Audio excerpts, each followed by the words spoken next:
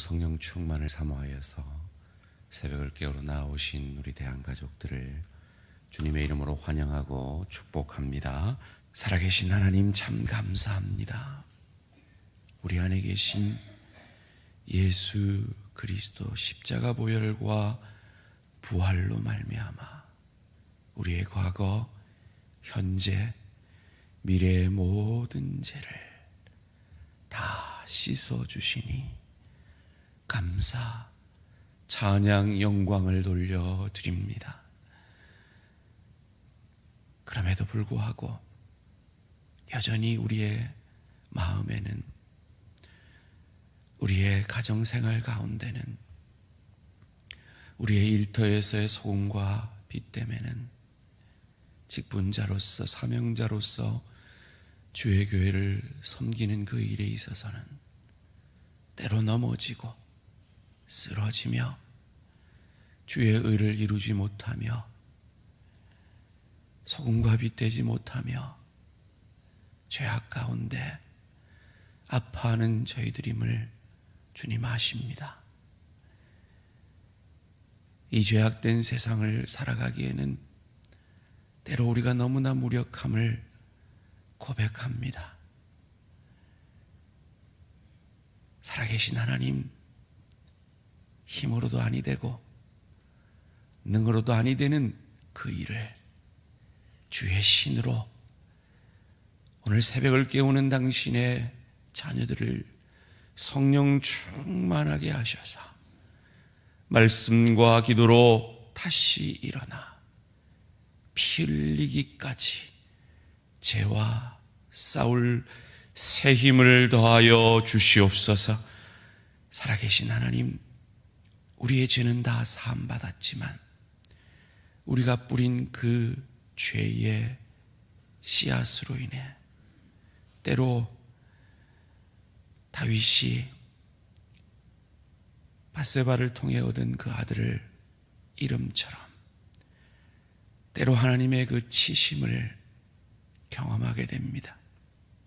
그것을 통해 우리가 받은 그 구원이, 죄 사함이 얼마나 놀라운 은혜인지 감사하게 됩니다. 그로 인해 내 지체에, 내 가족의, 내 동료의 쓰러짐이 나의 쓰러짐처럼 저들의 연약 때문인 것을 긍휼의 마음을 갖게 됩니다. 더 나아가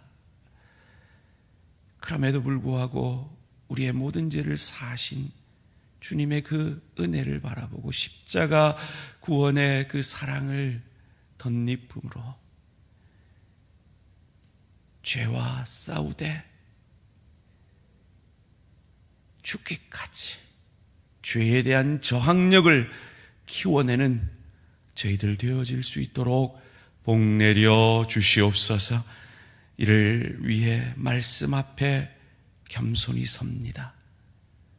나를 내려주시고 내 이기를 내려주시고 내 생각과 내 뜻을 내려놓고 말씀 앞에 말씀의 능력으로 성령 충만함을 덧입어 오늘 하루도 승리하는 우리 대한가족들 되어질 수 있도록 복 내려 주시옵소서. 감사드리오며 이 모든 말씀 주 예수 그리스도 이름으로 기도합니다. 아멘.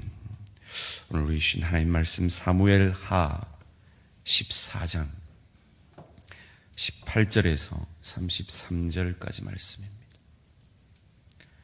사무엘하 14장 18절에서 33절까지 말씀 한 절씩 교독하실 때 살아계신 하나님의 음성을 들으시기 바랍니다.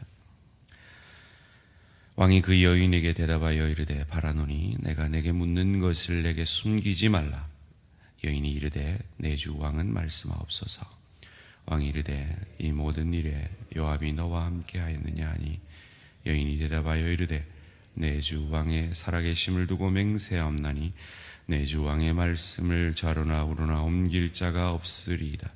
왕의 종 요압이 내게 명령하였고 그가 그 모든 말을 왕의 여종의 입에 넣어 주시옵나사오니 이는 왕의 종 요압이 이 일의 형편을 바꾸려 하여 이렇게 함이니이다. 내 주 왕의 지혜는 하나님의 사자의 지혜와 같아서 땅에 있는 일을 다 아시나이다 하니라. 왕이 요압에게 이르되 내가 이 일을 허락하였으니 가서 청년 압살롬을 데려오라 하니라. 요압이 땅에 엎드려 절하고 왕을 위하여 복을 빌고 요압이 이르되 내 주 왕이여 종의 고함을 왕이 허락하시니 종이 왕 앞에서 은혜 입은 줄을 오늘 아시나이다 하고 요압이 일어나 그술로 가서 압살롬을 데리고 예루살렘으로 오니 왕이 이르되 그를 그의 집으로 물러가게 하여 내 얼굴을 볼 수 없게 하라 하매 압살롬이 자기 집으로 돌아가고 왕의 얼굴을 보지 못하니라. 온 이스라엘 가운데서 압살롬같이 아름다움으로 크게 칭찬받는 자가 없었으니 그는 발바닥부터 정수리까지 흠이 없음이라. 그의 머리털이 무거움으로 연말마다 깎았으며 그의 머리털을 깎을 때 그것을 달아본즉 그의 머리털이 왕의 저울로 200세겔이었더라. 압살롬이 아들 셋과 딸 하나를 낳았는데 딸의 이름은 다말이라. 그의 얼굴이 아름다운 여자니라더라. 압살롬이 이태 동안 예루살렘에 있으되 왕의 얼굴을 보지 못하였으므로 압살롬이 요압을 왕께 보내려 하여 압살롬이 요압에게 사람을 보내 부르되 그에게 오지 아니하고 또다시 그에게 보내되 오지 아니하는지라. 압살롬이 자기의 종들에게 이르되 보라 요압의 밭이 내 밭 근처에 있고 거기 보리가 있으니 가서 불을 지으라 하니라. 압살롬의 종들이 그 밭에 불을 질렀더라. 요압이 일어나 압살롬의 집으로 가서 그에게 이르되 어찌하여 내 종이 내 밭에 불을 질렀느냐 하니 압살롬이 요압에게 대답하되 내가 일찍이 사람을 내게 보내 너를 이리로 오라고 청한 것은 내가 너를 왕께 보내 아뢰게 하기를 어찌하여 내가 그 술에서 돌아오게 되었나이까. 이때까지 거기 있는 것이 내게 나으리이다 하려 함이로다. 이제 내가 나로 하여금 왕의 얼굴을 볼 수 있게 하라. 내가 만일 죄가 있으면 왕이 나를 죽이시는 것이 옳으니라 하는지라. 요압이 왕께 나와서 그에게 아뢰되 왕이 압살롬을 부르니 그가 왕께 나아가 그 앞에서 얼굴을 땅에 대어 그에게 절하매 왕이 압살롬과 입을 맞추니라. 아멘. 범죄 전과 후의 다윗. 범죄 전과 후의 다윗이라는 제목으로 잠시 말씀을 나누기 원합니다. 어제 우리가 살펴본 대로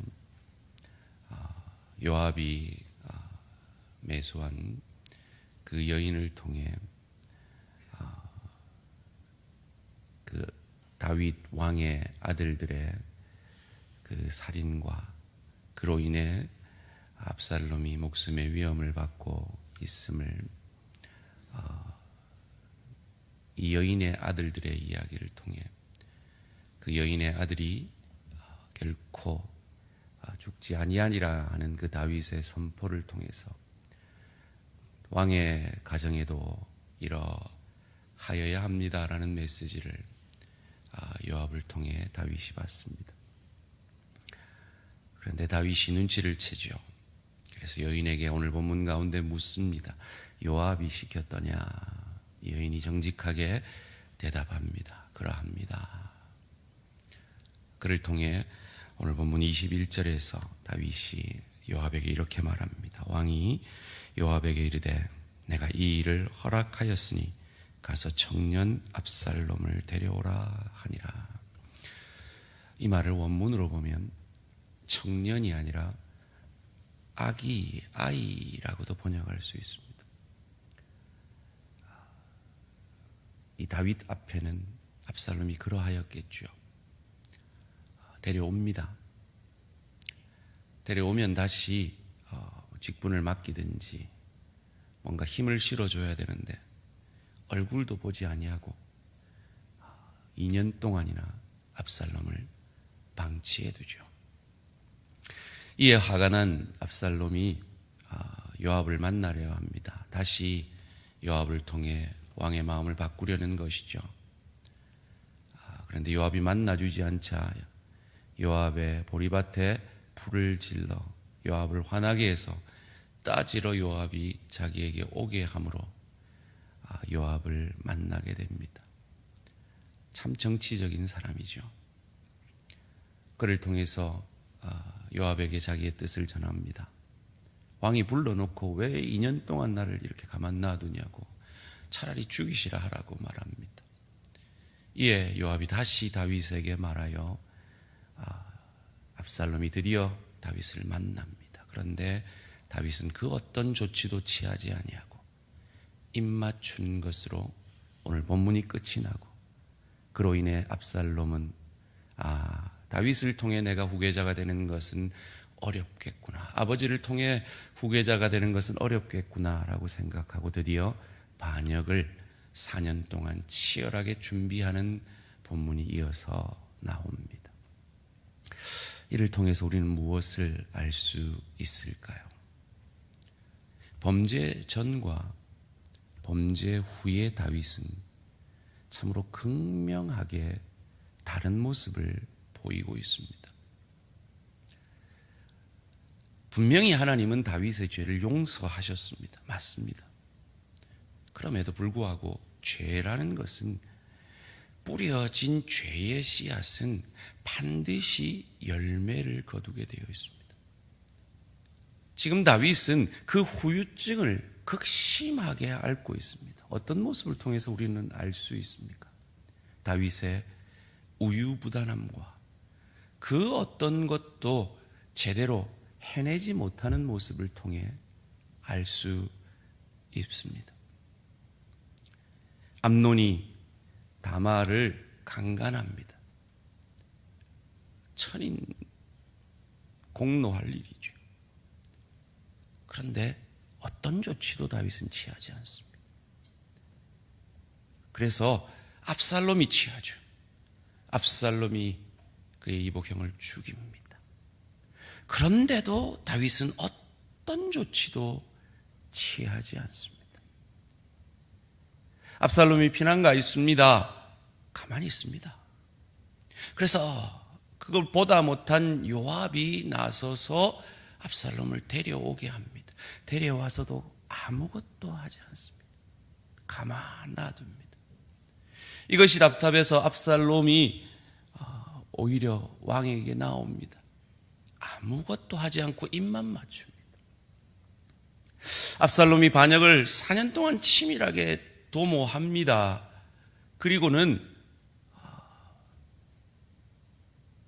그것을 실행하기까지 다윗은 너무나 무력하게 아무것도 대응하지 못하고 오히려 첩들을 10명이나 그 왕궁에 둠으로 그의 그 첩들이 모욕을 당하게 되어지는 어리석은 선택만 하게 되는 것이죠. 이를 통해 우리는 무엇을 알 수 있습니까? 다윗이 그 이전, 범죄하기 이전에 그렇게 탁월했던 것이 결코 인간 다윗의 능력이 아니라 다윗과 함께 하셨던 성령의 능력이구나 하는 것을 알게 되는 것입니다. 범죄함으로 말미암아 성령이 떠나버리면 그 위대한 다윗도 이렇게 무기력하고 우유부단한 인간으로 변해버릴 수 있구나 하는 것을 알게 됩니다. 그 이전의 다윗은 사무엘상 17장 33절 35절에 보면 얼마나 결단력 있고 과단성 있는 인물이었습니까? 곰과 사자에게서 양의 새끼를 그의 입에서 꺼내내고 그들의 수염을 잡고 그들을, 곰과 사자를 죽인 인물 아닙니까? 여러분, 우리가 골리앗을 이긴 사건을 너무나 잘 알고 있지 않습니까? 그 의연함, 그 확신, 그것이 원래 다윗의 모습이었습니다. 고난 가운데서도 내가 어찌 하나님의 기름 부음 받은 자를 해하리요 하면서 2번이나 복수의 기회가 있었음에도 과단성 있고 결단성 있게 그것을 포기했던 사람입니다. 그런 다윗이 범죄 후에는 너무나 무기력하고 우유부단한 모습을 보이고 있습니다. 여러분, 이것이 죄의 권세입니다. 이것이 우리가 죄를 뿌릴 때 거두게 되어지는 죄의 아픔이요 죄의 고통인 것입니다. 다윗이 회개하였습니다. 그리고 하나님 앞에 용서를 선포받았습니다. 그러나 지금 그는 그 죄의 열매를 거두고 있습니다. 이것을 통해 우리는 무엇을 깨닫습니까? 첫째로 우리가 그 죄의 용서함은 받았지만 우리가 뿌린 그 죄의 씨앗의 열매를 거둘 때 우리는 감사해야 합니다. 죄가 역사하고 있는 그 위력이 얼마나 큰지를 우리의 삶에서 경험할 때 우리가 용서받지 못했으면 저 지옥 형벌에서 당하게 될 그 죄의 심판이 얼마나 고통스럽고 엄청난 것이었는지를 생각하며 감사해야 합니다.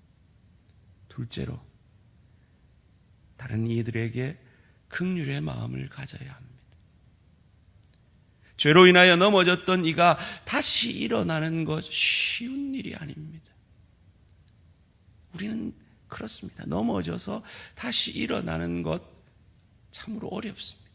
이전에 그 열정적인 신앙에서 한번 넘어져서 다시 돌이키는 것 쉬운 일이 아닙니다.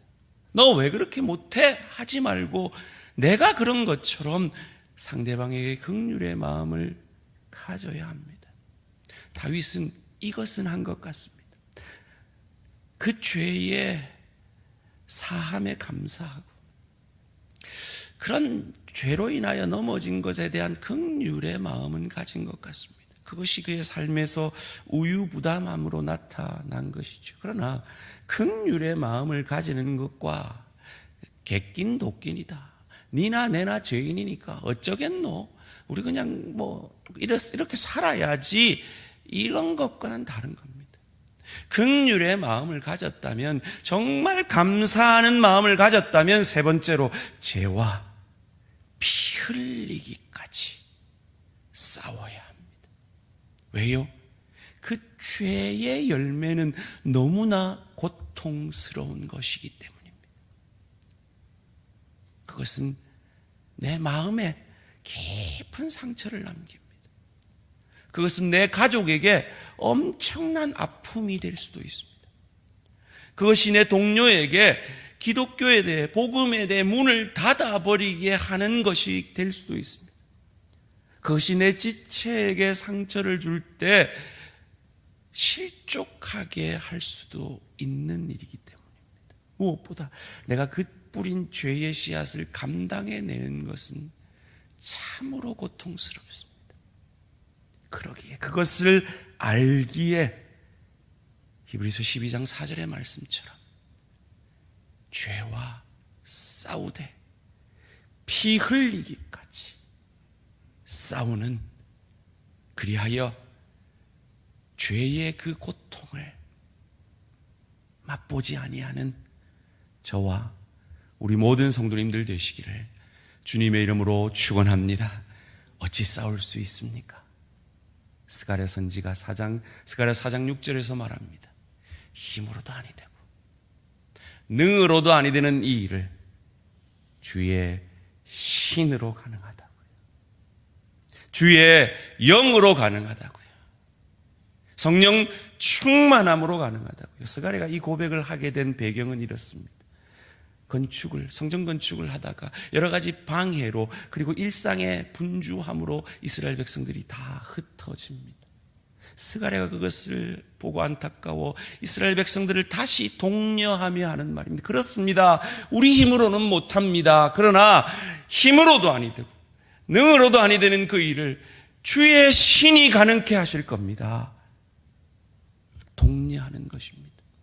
사랑하는 성도님들, 혹 과거의 내 열심과 열정에 비해 지금 초라한 내 모습 때문에 가슴 아파하고 계십니까?